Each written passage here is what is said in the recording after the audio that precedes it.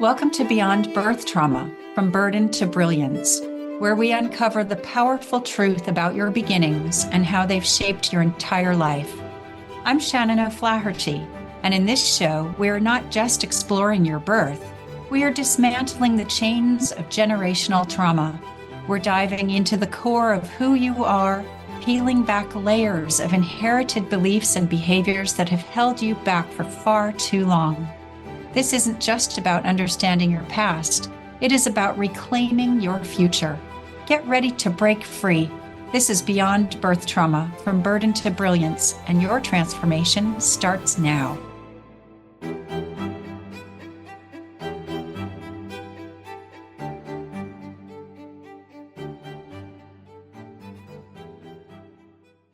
Hi, everybody. Shannon O'Flaherty here. Thank you so much for joining us tonight.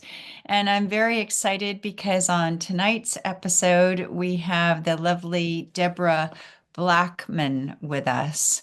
And Debra is a voice activation specialist, a different thinker, and a light shiner. And she's the founder of Essentially Limited, which is podcasting for publicity and profit mentor. She's also a podcast host and with an international multimedia speaker and special guest appearance group of people on her show. She challenges traditional business systems and beliefs with a heart-centered approach, proving there is a new business model based on the sphere that celebrates difference, where every person matters, where their words are heard, and where their opinion counts. Debra presents the Sphere of Being podcast, which I had the lovely privilege of being a part of one day. She's a childhood abuse and trauma survivor and wore the Cloak of Invisibility as protection. And she's from a wealthy family with all the trappings money can buy, but who lived in fear behind closed doors, who had a nervous breakthrough and a rebirth, and whose sole purpose is to empower everyday people to step into their true voice and share their message with the world. Because of birth trauma and subsequent abuse, Debra perceived she had to wear a cloak of invisibility. Having never been seen or heard, she felt safest to be in the shadows. So today she's going to share with all of us how that childhood perception and belief manifested in her life and what she had to overcome in order to feel at peace and succeed. Debra offers the opportunity for people to find their voices and share their message with the world, especially for people who are not seen and heard and who do not feel valued. Debra, thank you so much for joining us today. I'm so happy that you could be here with us now. Shannon, thank you so much. And I'm looking forward to this immensely and talking to you and your wonderful audience. Well, thank you. So before we even get going, why don't you tell everybody how they can find you? Yes, so the email to find me best on is DB, that's for my initials, Debra Blackman, so DB at Vessentially, that's V for Victor, I-E, double S for Sierra, ENTIALLY.com. Vessentially is all about life and living an essential life. So that's hence the name. Vessentially. I said it wrong to begin with. Vessentially. I've always read it as essentially. Okay. It's fine. No problem. No problem. And if you want to reach me, you can reach me at shannonoflaherty.com or shannonbtb.com. So Debra, something that's not really too uncommon with a lot of people in the world is that you've grown up knowing that you were not wanted. Knowing your birth story, or even never having heard your birth story, can greatly impact a person's sense of worth and identity, because technically that birth trauma starts the minute your mother knows that she's pregnant.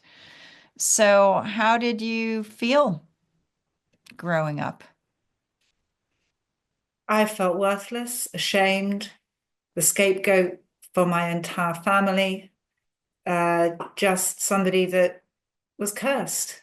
And I did believe that I was cursed by God, by spirit, because I was told I was. And so you can imagine what that does to the youngest of children. I knew that in from the time that I think I could even think, well, I was being abused by both my parents, but from my mother especially, told that I was a complete accident, that I wrecked her body and her career, and that if it weren't for me, she'd be living the life that she'd always dreamed of.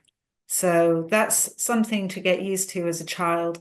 And so when anything ever went wrong, it was my fault because I was the one who shouldn't have been there.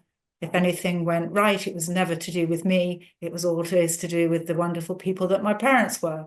So ultimately, I just felt, yeah, Wow. useless, worthless, and somebody that was ashamed of their own existence. So you can remember this happening from the time that you were a baby, like from the very beginning. You don't have any recollections of nice moments with your mother? No, none whatsoever. Wow, that's really, really sad. I'm sure you're not alone in this either. I know from the work that I do and from my clients that people have had really bad experiences with their parents. And so, did your mother try to abort you? Yeah, she told me as such that she tried to get rid of me as a mistake because she didn't want me around. So yeah, she didn't tell me the number of times. And I was also told that we Blackmans, Deborah, the females are very fertile. So don't sit on boys' laps because otherwise you'll have an unwanted baby as well. Wow. I mean, could you, well, I suppose you can imagine, but to the listening audience, could you imagine being told that your own mother tried to abort you, but you hung on in there. I So certainly did. not leaving. You can't get rid of me that easily, Mom. So I'm here to stay. And so have you thought about that kind of real life kind of willpower?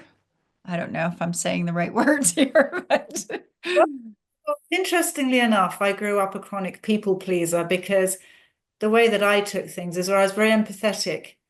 I could read situations very clearly. I could walk into a room and know what the situation was in a heartbeat. For my Mhm, own survival, I had to get good at that. mhm. And so, yeah, I live my life in the shadows. I live my life in fear. I live my life with this cloak of invisibility.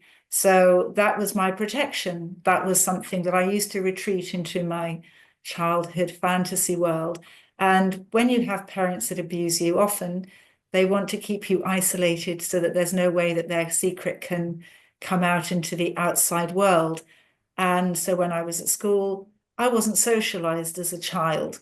I was kept within my own confines, and that has ramifications throughout adulthood as well and adolescence. So I didn't know how to make friends. I What do you didn't know mean how to play. they homeschooled you then? No, no, I was allowed to go to school. And in Hmm. fact, I actually went to convent schools, which was a Oh, little wow. a little flying in That, the face that- of that's what another it whole program. Absolutely. And because of my worthless state, because I didn't know how to interact with anybody, I kept myself to myself, and I suppose I was a loner. And nobody warmed to me because I didn't warm to anybody. I didn't know how to give affection. It was alien to me. And so ultimately, I just knew that if I stayed on my own, I'd be safe.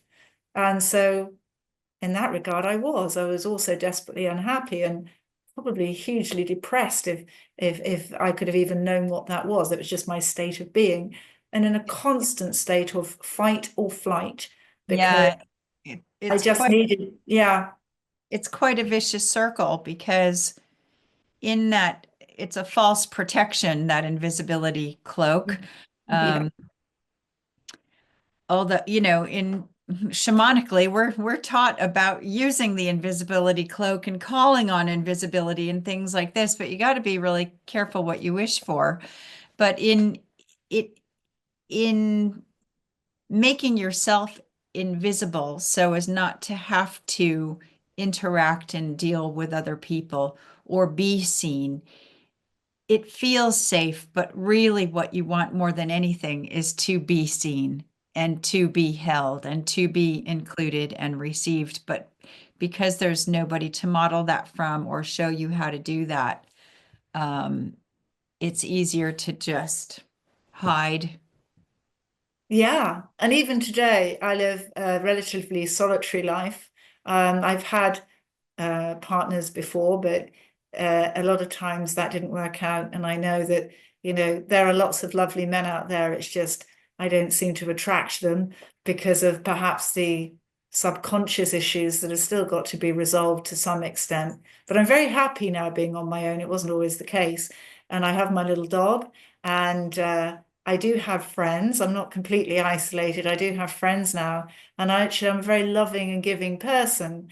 Um, but my natural default position has always been to be on my own and to live like that. And I'm very comfortable. I'm not fighting it. It's just, I get a lot of energy from it. I feel at one and at peace. And whereas before I felt incredibly alone, I don't anymore. I know that I'm part of humanity. Were you an only child? Well, yes, in all intents and purposes, my father had been married before, and that relationship hadn't worked out. So when my Hmm. parents were married, I had a 12-year-old half brother, and Hmm. then I came along. But I think that he was also abused. And by the time he was 16, so I was only 4 at the time, he'd left home to go into an Air Force academy to train to Oh, be an wow. officer in the Air Force. So he went through, I suppose, a cadet training. And I was left at home on my own at 4. So I don't really have much of a recollection of him. And he never came back, really, apart from the odd couple of times, I think once when he got married. And I never really I never really saw him. And unfortunately, he passed away a number of years ago anyway, very young in the sense that he was 54. And I do believe that the stress and the anxiety that he'd built up, that he never found an outlet for release, I think that was part of what killed him. Hmm. So it's really sad. And first of all, I really appreciate your vulnerability in coming live and talking about this because a lot of people hold a lot of shame when they have abuse in their families. Can you talk to us about, because I'm sure the listening audience and especially others who have felt abused, because there's a lot of different types of abuse. So there's verbal abuse, there's psychological abuse, emotional abuse, physical abuse, sexual abuse, passive aggressive, like there's a whole bunch. But can you talk to us a bit about how your parents abused you and what you did to stay safe and how all of that comes into the invisibility cloak? Yeah, and thank you, because I was ashamed for many years. I Mhm. protected the perpetrators and kept that secret for many, many years. And it wasn't until the nervous breakthrough that I realized that actually, you know what? I have a voice and I need to speak out in the help of others and Yeah. support of others. So, yes, my parents abused me in every way possible, really, from sexual to psychological to physical. My mother was a covert narcissist, I now worked out. So she was incredibly passive aggressive. My father was a maniacal monster who would shout at the, we had no control of his anger or temper at all. And so I was the scapegoat to the large extent. They used to fight quite badly with each other, but ultimately with me, I seemed to be the butt of everything, and to any outlet I would get it. So yeah, I never slept throughout my childhood. And people say, well, you can't exist without sleep. Well, yes, you can. I think I catnapped. And so I ran on no sleep really whatsoever as a child. And the funny thing is, my parents used to say to people, even when I was a baby, that I'd never sleep, ever sleep. And I think that's because I was always vigilant, even as a baby, didn't actually comprehend what was going on, but I was vigilant for my own safety, because you're completely vulnerable when you're a baby. Like And so I never slept. hyper alert, like just need Hyper not alert, yeah, fall all the time. yeah. Wow, that really completely messes with your central nervous system Mm, completely.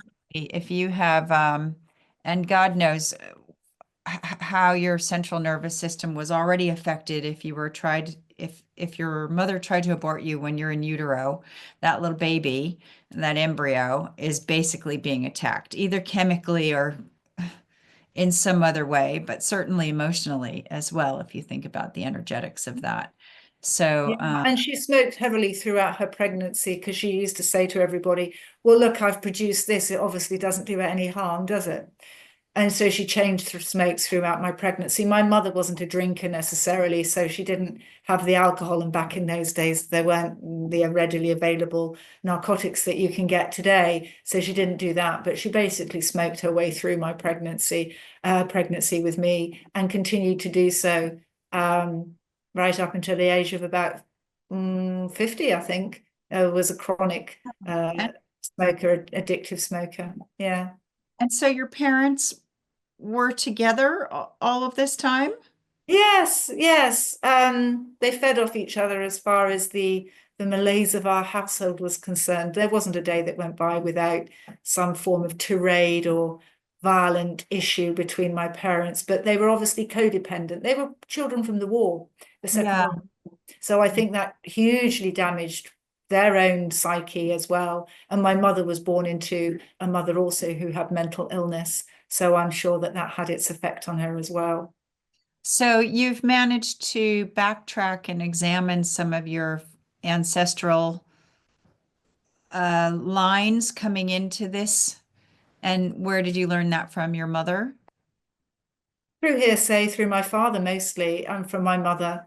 And it wasn't a pretty picture. It really wasn't. There were a lot of distressed souls before me within my family, and it culminated with the end of it because I didn't have children because of it, and my brother didn't have children, which I imagine was because of that as well. And so the end of the line was with us. And so we're just going to stop for a break very shortly, but about how old were you when you found out about your mother's mother? Oh, I And think about 5, 4 or 5, because I met her once. Yeah. oh, you were, I don't know. I'm going, oh, so you When I met, was 6, yeah, she was a pretty scary lady. She lived in right? the attic of my mother's eldest sister's house, and Wow. told me before she'd even opened her mouth with anything that she would pull her own teeth out by putting a string around them, tying it around the door handle, and making so that somebody slammed the door shut. Wow. So we're all Wow. here counting our graces right now and all of our blessings. Um, Thank you very much for being so open and candid. And after the break, just tell everybody how they can find you. Deborah, please. Yes, it's DB, Debra Blackman. It's DB at vessentially.com, vessentially.com.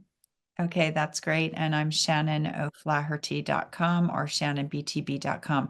We're just going to stop for a short break and then we'll come back and hear some more of Deborah's harrowing, but also a silver lining tale. See you after the break.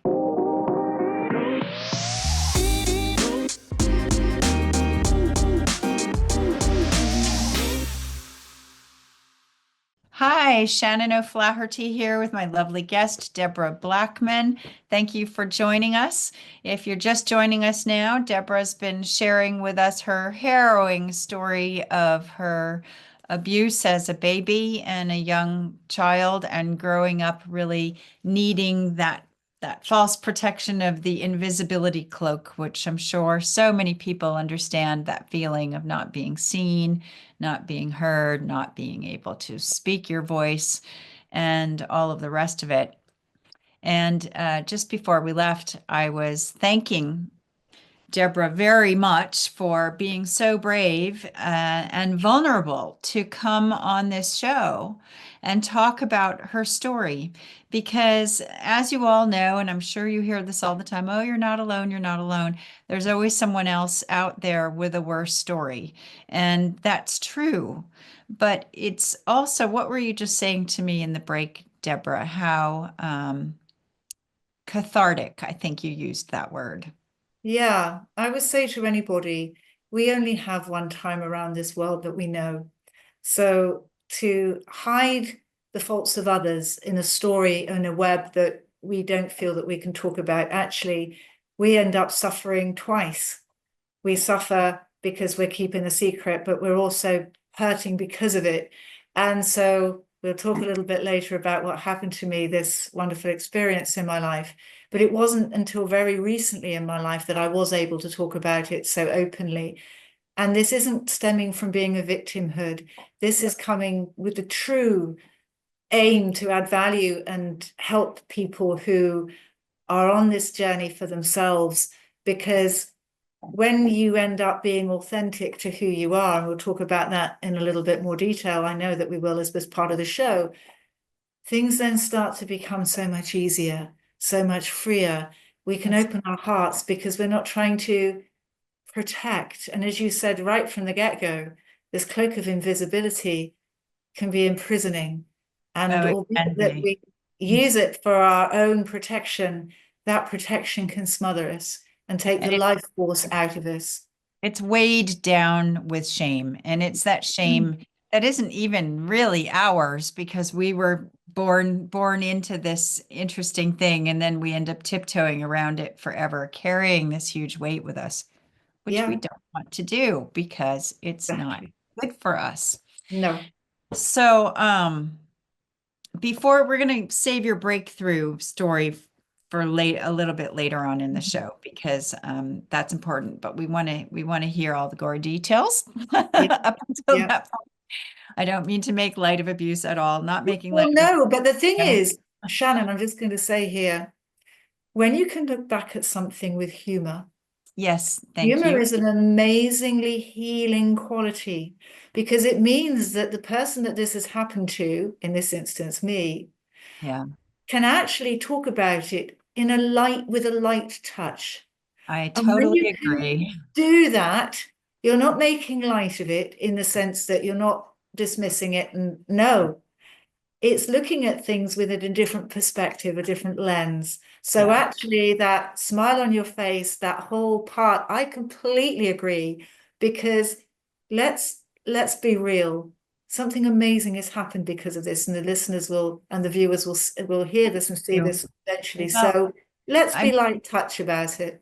You are a light shiner, absolutely. When you understand that all of the darkness in the world and all of the shadows and all of the crap that happens, if you can understand that that's happening for a reason, whatever reason, if you can find simply one grain of sand that is positive outcome because of that awful thing that happened, then you're getting the lesson and it's not for no reason. So, yes, hang on to that. That is the philosophy we go by here, especially on Transformation Talk Radio. Absolutely. That's why Dr. Pat started this station so that people could talk about actual things that really matter in the world that are not being discussed mainstream because of people's shame and fear and Yeah. all of the reasons that we hide ourselves because of what other people may think or judge us for. So there's none of that here. But so how did taking on like here's my beautiful invisibility cloak. Whoosh. I'm going to put it on. And I was under one too for completely different reasons and was outed in a class. I'll have to talk about that sometime. And it's terrifying when your invisibility cloak comes off and you're really seen. You feel naked. I did anyway. But how did taking on that invisibility cloak affect your adult life? When, the child abuse and you got out of there eventually, hopefully, so no more abuse. Oh, I was kicked out at the age of about 17 and a half and remained homeless for about 3 or 4 years and living on people's sofas. Wow. So, yeah, but it was, as I said, looking back, best thing that ever happened. It got me out of that terrible situation. But the invisibility cloak meant that I couldn't be me because you can't be invisible and be you. So I Right. adopted personas and many personas. I say I had more faces than a Rubik's Cube, and there are many faces on a Rubik's Cube. So ultimately, I would look at people, or I would see somebody on the television or somebody that was in my peer group or at work, and I would say, oh, they're good at that. Well, I'm going to pretend that I'm that. And then when I go out, I'll pretend I'm that sort of person. And you know what? These multiple personalities, they kind of get you by. I had a very successful career. So it was something, I was hyper vigilant. I was super conscientious. I was a people pleaser. I was perhaps the dream employee in that sense. But boy, oh Mhm. boy, when I shut the door behind me, wasn't I vicious about the day's events? Woo, I was toxic.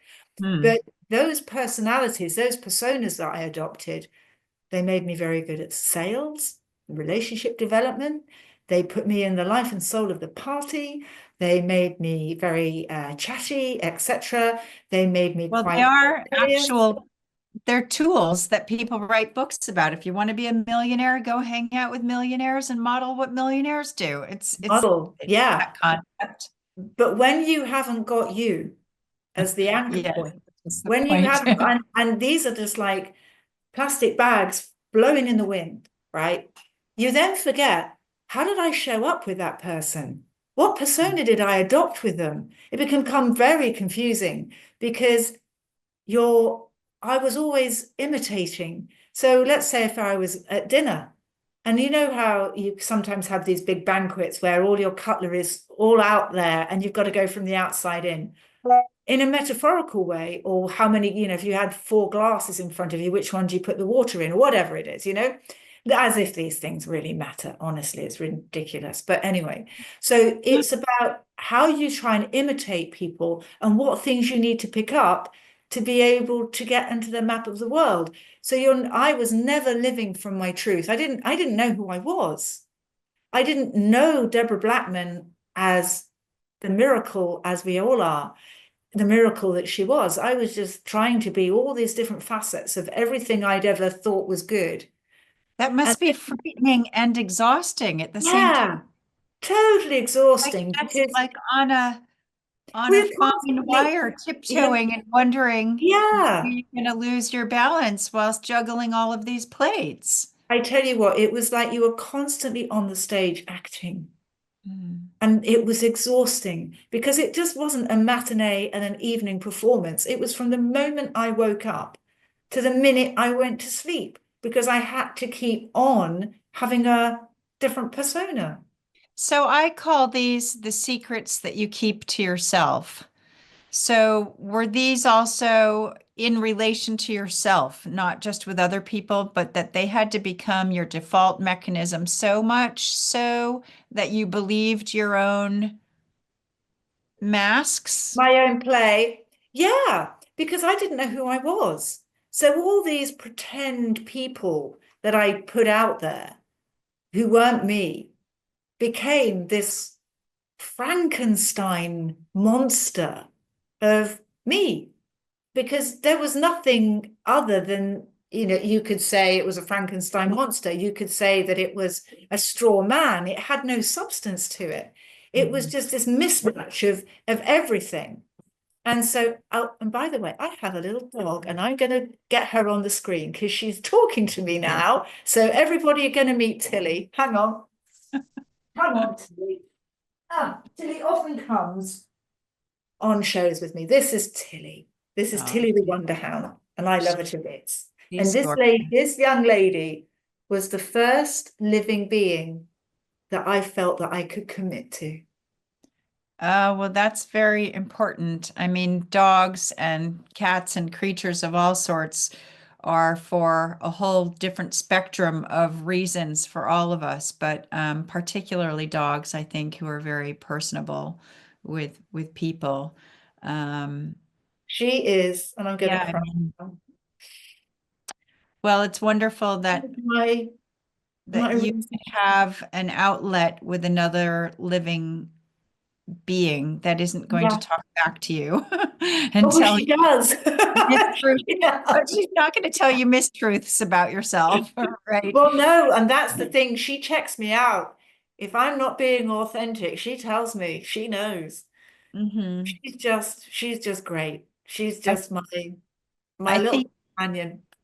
I think it's really important what you touched on in terms of being authentic because there are books on how to model people, model this, model that. But you made a very good point about if you don't have a strong sense of self alignment, knowing really who you are, what you believe, what your thoughts and actual decisions about life are, instead of constantly just pulling from everybody else's, it can be very extra fragmenting because, like you were saying, oh gosh, which one do I need to be now?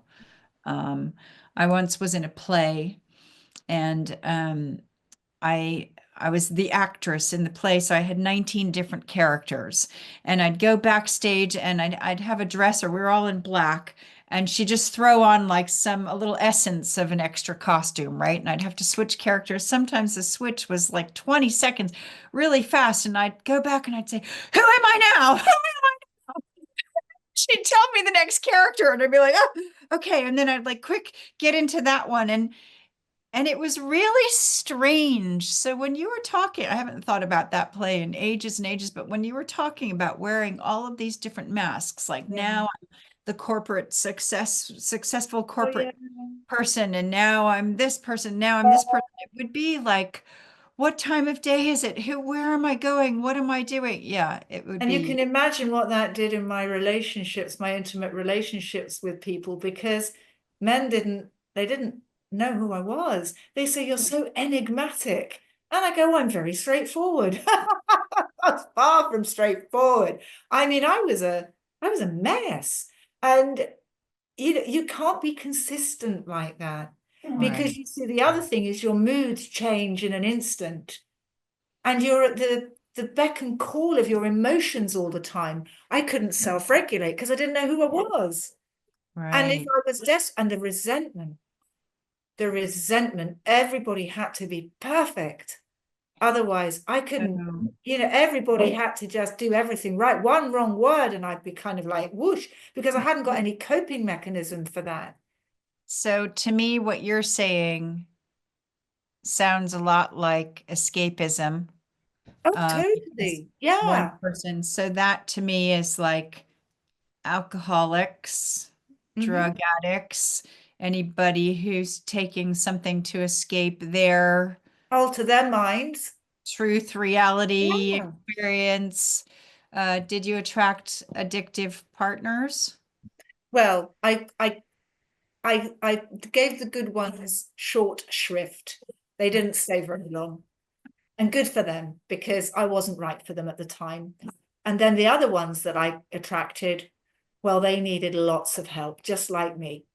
And so Yeah. we kind of got each other on certain levels. And so one gentleman was a cocaine addict, very wealthy. Often I used to pick people, very oddly. They're very wealthy usually. Well, you come from a Isolated wealthy me. background also, so money. Well, Kind of, and I think I like the power. I used mhm. to emulate people, as awful as he was to me, and shouting and bullying and abusing me, attract people like my father, because I Yeah, understood where I was with that. I understood all of that. yeah. So I was put in hospital for 10 days by a cocaine crazed freak. And I was so naive that when he said to me, when I met him, and he kept on blowing his nose and sniveling and that, and he said, "Oh, I've got hay fever." Then it turned into sinusitis. And I Oh, still believed him, when everything in front of me was put to the fact that he was an addict. And I chose to ignore every single red flag that came at me. And I just decided then, well, I'm in it now. This is what I know. This is all I'm worth. I'm wow. not worthy of anything else. I'm sure you're ringing so many bells for so many people who are watching this show right now, because I'm sure all of us have attracted addicts of some form or another in our lifetimes. Hopefully you haven't, or if you're attracting people who have a similar pattern, or if your relationships have similar patterns, all of this stuff that Deborah is talking about is all of the work that I do, because all of this stuff comes back to, guess what? Our identity, who we were when we came into this world, what stage was set for us before we even came into this world. So this stuff all goes back. And as you've all seen in all the different shows, the different therapists, the different modalities, the different stories, there's just so much, it's never ending. And I'd really like to put this out for you, my viewing and listening audience, that if you have an interesting or crazy or really bizarre birth story, or somewhere in your ancestral line there was, and you think it would be helpful to share your story, which I can assure you it would be, because everybody needs to share their story, not just for you to speak and be heard and be seen, but to help other people come to terms with their birth trauma and their birth stories. Please get in touch with me, because if you think you'd be a great guest and you're willing to be vulnerable and brave like Debra and share your story on here, I'd really love to have a chat with you and interview you and see if you'd be a good fit for this show. So we're going to just take another little commercial break right now, and then we're going to come back and hear all about Debra's amazing breakthrough and how she got through this horrendous start to her life and has become such a wonderful, inspiring success. So we'll see you very shortly after the break.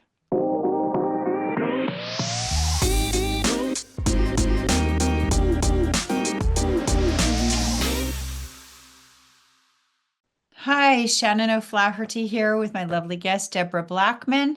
Thank you for joining us. And we're just in the last segment of our show now.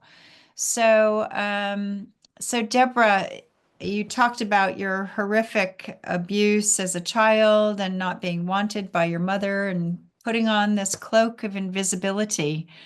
And we know that you had a big successful breakthrough, but before that, you had a very successful career in banking and international management operational consultancies. And you said those stresses led to deep confusion. So you had this successful career, but you said you were a monster. And then what happened? So where did the breakthrough come in? Because you had some success, but tell us what happened. Okay, so I picked jobs which were very high pressure, very sales orientated with big targets. I used to sell to C-suite. I used to deal with ultra high net worth clients, and I brought in 125 million from one client, and that was quite extraordinary. I was headhunted a couple of times, and when I look back on it, I think I was trying to prove my worth in some way that was not congruent to my own sense of value. And I'm not saying there's anything wrong with those roles, and some people thrive in them, and I thrived, but it was at odds with who I was. Yeah. So COVID came, and within a week, everything imploded. In the job that I was doing, travel was an incredibly large part of the role, and of everybody else as well. They had to travel, and that obviously was stopped. So in a week, I didn't have any kind of income coming in. I had been self-employed, and of course, I was the first to go. So with that, then I had 5 floods all at the same time. I've got a couple of properties, and they all flooded 5 times. It was just incredible. Wow, that's Yeah. all root chakra stuff. I don't know if y'all saw that Well, show. That's all about safety and birth. Yeah, there you go. right. Okay, so the waters perhaps were breaking at that point. Who knows? And I moved to the town in the northwest of the country, and I was refurbishing the property that I live in, and I'd taken it back to brick with a site light, which is something that you have on a building site, a camp bed, a Primus stove to do my cooking, and a kettle and a bucket to do my washing. Literally, that was about it, and a toilet. You lived while you did this? You Yes, lived. I did. I had plywood on the windows because the windows had gone, they were going to be replaced, and then COVID hit and everybody disappeared. And I was left in that situation. So 5 floods, basically living in a dungeon, no job, no prospects. And I thought I was on my own, away from anybody that I knew, which was my choice because I can live on my own, that's no problem. But I thought, what's the point of me? Why am I here? there's nobody going to miss me if I'm gone. My parents were dead, my brother's gone, and due to my family circumstances, none of my cousins really knew me. They were that much older than me anyway. So I thought, well, look, if I did, and I didn't have my little dog Tilly then, I thought, well, if I committed suicide, to be fair, the body would be in the house for so long, nobody'd even know about the fact that I was gone. Wow, So these are some really intense questions that you're talking about as though it's like, should I have tea or should I have coffee? I mean, this is like right down to the grind here. yeah, so I couldn't see the point of my existence. Wow, And Deborah. so because they allowed us out for our little walk every day with our masks on, I continually went up to the chemist and bought cocodamol. And then the next time, because of course you can't buy it all at once, and I thought, well, I've got nothing else to do, might as well buy another packet of cocodamol when I can. And then I went into the local supermarket and I bought a big bottle of whiskey, and that was going to be my way out. I Oh, thought, you were thinking to end it. Actually, suicide, absolutely. There was no point oh, of me. Yeah, yeah, wow. yeah. So Wow. I thought, right, okay. I felt numb, didn't feel anything, just felt completely like non-existent. And I thought, well, perhaps I already am dead, really, because this is no life. I can't keep on living like this. So it would be better if I just wasn't around. So the interesting thing is that I then opened a bottle of whiskey. I started to have tears for my own pity, I suppose, self-pity. And I took the first few cocodamol.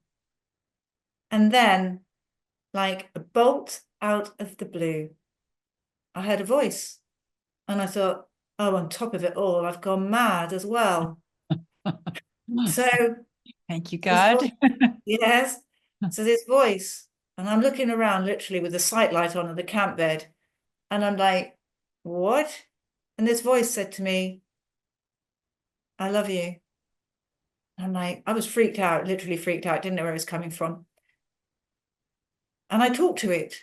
And I said, what do you mean? Who are you? Where are you? And I was looking around, couldn't see anything. And they said, Deborah, I love you. I've been talking to you since your childhood, but you've never listened to me. I'm like, well, that's it now. I'm really going to take my own life because literally I've turned, I've gone. And they went, don't do that anymore. Don't drink anymore. And I said, okay, knowing that I had gone mad. And then the voice said to me, you have a mission. Mission? What are you talking about? And I think I said, mission, what are you talking about? And they said, you're going to have a voice. And you're going to share that voice with the world. And you're going to create an international worldwide platform for others to do the same. It makes me really emotional to hear you. It's like you were saved. I mean, you are absolutely saved by your guides, by God, your angels, whatever. I mean, luckily you chose to listen, Well, but it's I so kept on, beautiful, so beautiful. I kept on saying, who are you? Where have you come from? What is this? Because it was a voice outside of myself. It wasn't me. I knew it wasn't inside. And they said, how well have you been doing so far? And I went, excuse me, CRAP, well, CRAP. I won't swear on camera, Oh, but okay. it was CRAP. I've done SHIT basically. And they said, okay. And I went, well, go on. And so they said, so you're going to set this up. And I went, how? And it said, no, you don't need to know how. You just need to say yes, because we'll make it happen. And I, oh my gosh. So I said, okay. And the minute I said, okay,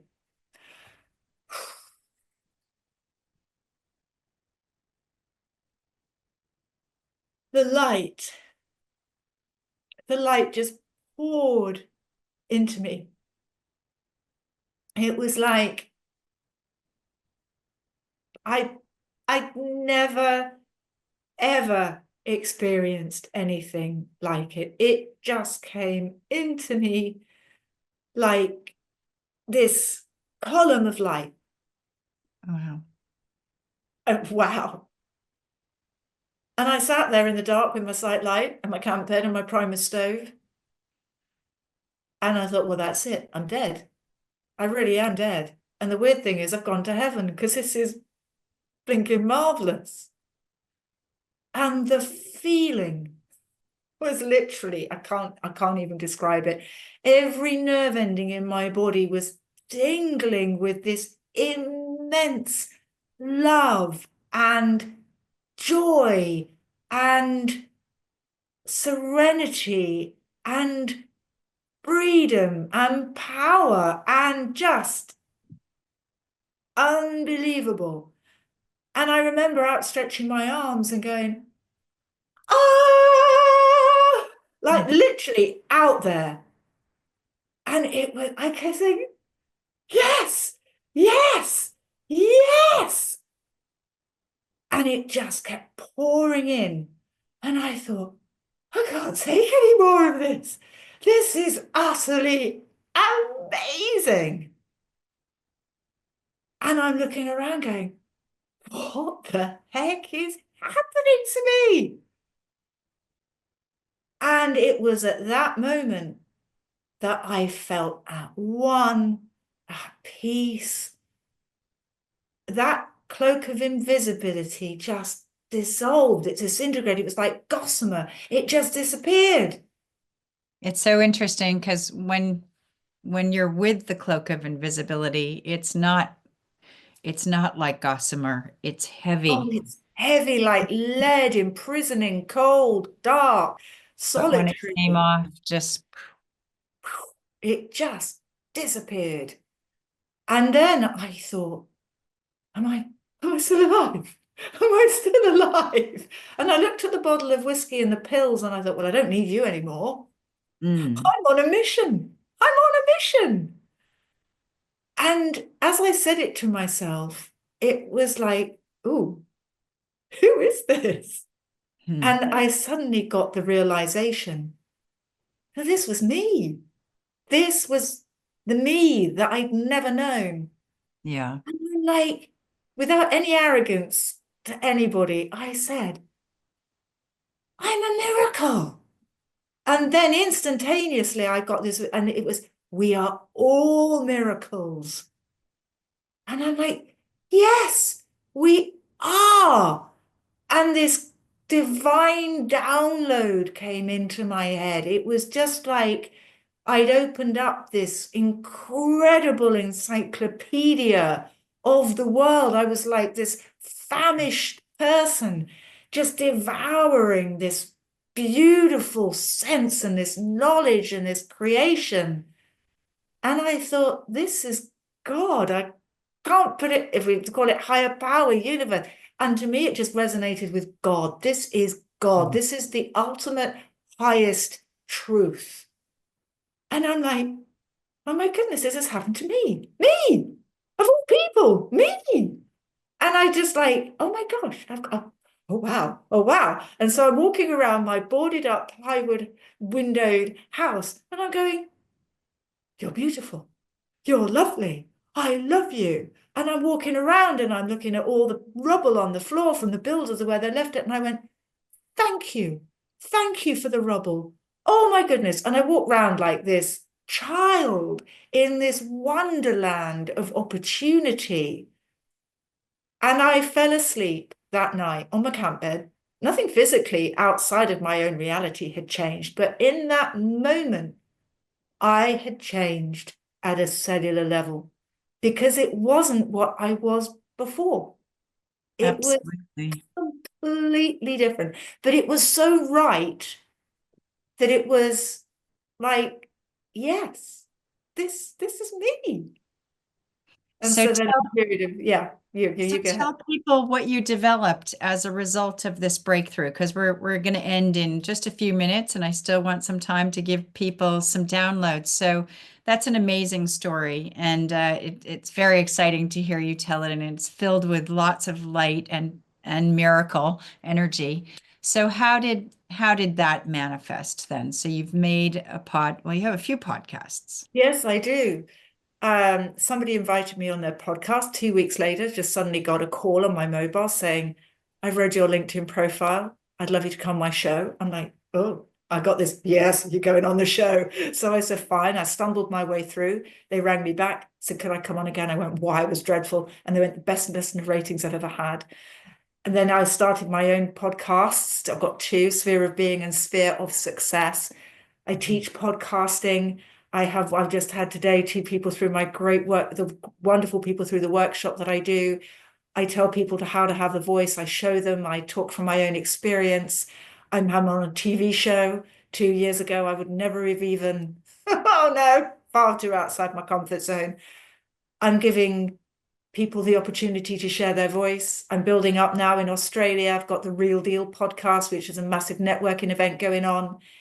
It is out extraordinary. My life has completely changed. I'm on speaker circuit. I've done radio to 4.5 million listeners. Wow. It has Meet been. amazing people. I mean, I got to I go on know, Shannon. I your know. podcast, I and then know. you came for an appointment with I me, and work with you, I wish and so much I had your afterwards. I'm like, how do you feel? And I wish I had it filmed because there were no words, but you were just like, oh, I know. Oh, it was just the best. Have a session with Shannon. That's all I can say. The shamanic session with Shannon. Don't say that after a few drinks. Absolutely amazing. Blew my mind. And the energy was just yes, yes, yes, yes, yes. And Shannon is spot on. So thoroughly recommend well, you doing the that. yes, yes energy is really important too, because it is about saying yes to life. And life is hard sometimes and gives us challenges. And it's just saying yes to all of it. That's the whole surrender part. I don't like that word surrender, but just say, like, yes, okay, it's all happening for a reason. So I'm going to make the best with whatever I'm given. So let's have a couple seconds here, a couple minutes, just to have some quick downloads around these things. 2 minutes. Okay, so put your palms up, have a quick drink of water if you haven't. Keep your palms up and be open to receive. And if I say, if you'd like to know what it feels like to, after I say whatever it is, just say yes out loud and you will receive this. Okay, ready? Put your feet on the floor.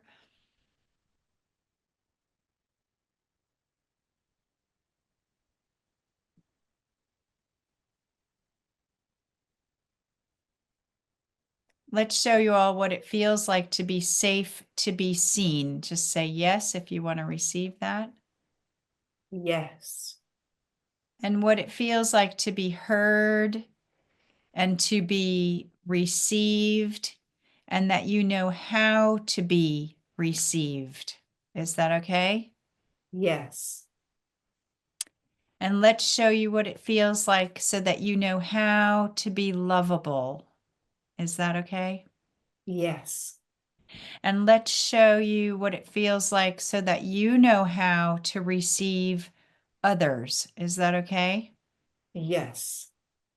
And let's show you what it feels like to be deserving and worthy of speaking up and being heard.